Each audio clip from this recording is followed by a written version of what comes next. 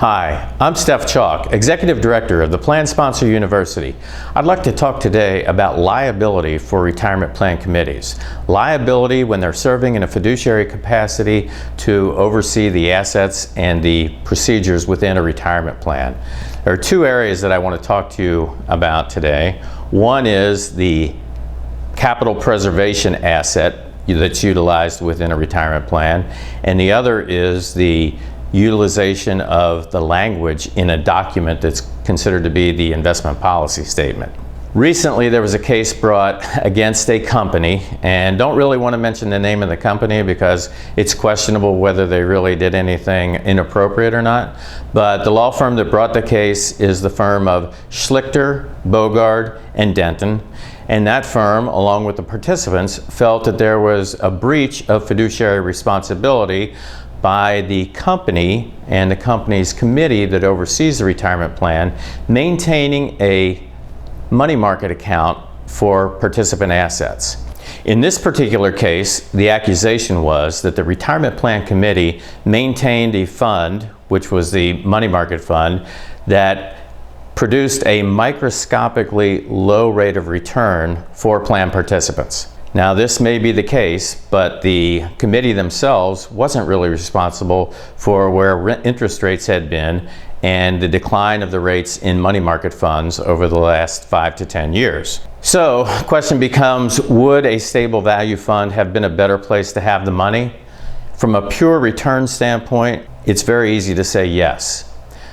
The flip side of that is there is risk within a stable value fund that does not exist in a money market fund.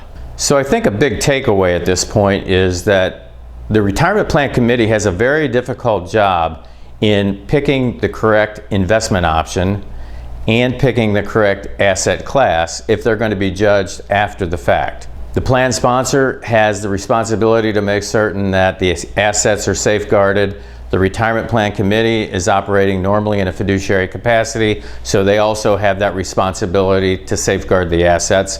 And in this case, assets were safeguarded.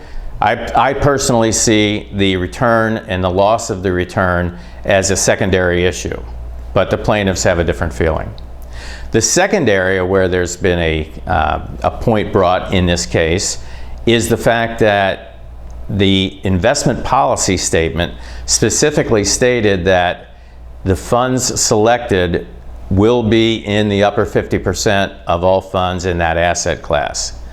That is a very difficult, if not impossible, task to satisfy. The language used in the investment policy statement, as we're seeing in this case, can and will be held against the committee or will be held against the fiduciary in the event that the fiduciary does not satisfy the requirement. Possibly a better way to verbalize that would be that the committee will strive to maintain investments that meet or exceed the upper 50th percentile in their category. Just look at the language that's used in your investment policy statement to make certain that you are able to physically match or exceed whatever's been documented in the plan. So the language in the statement of investment policy is, can, and would be held against you in the event there's a fiduciary breach that's identified on a plan. This actually was identified as a fiduciary breach in this case. Now, the good news is, somewhat good news, the good news is that this case has been settled within a very timely basis, and anytime the settlement occurs, probably people on either side aren't that happy, but the case was settled for an amount of $17 million as opposed to $41 million. So for those of us in the industry, you can see that this is a little bit of a win, but just goes to show you that all of your actions are very important as a fiduciary on the committee, and take it very seriously. Also, in the investment policy statement, make certain that you can satisfy the language in the policy. And that concludes our talk for today. I'm Steff Chalk. Thank you very much.